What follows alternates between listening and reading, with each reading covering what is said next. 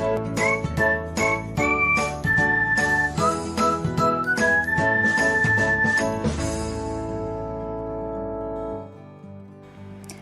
everyone, welcome back to another episode of Technologyglance. In this video, I'm going to guide you through how you can enable comment notifications on Facebook. So, let's get started.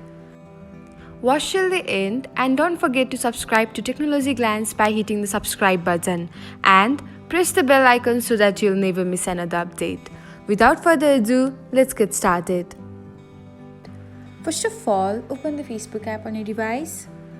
Next, tap on the menu. After that, select Settings and Privacy. From here, tap on the Settings. Now, you can find notifications under Preferences. Tap on the Notifications and then select Comments. Now, toggle off the button beside Push, and that's it.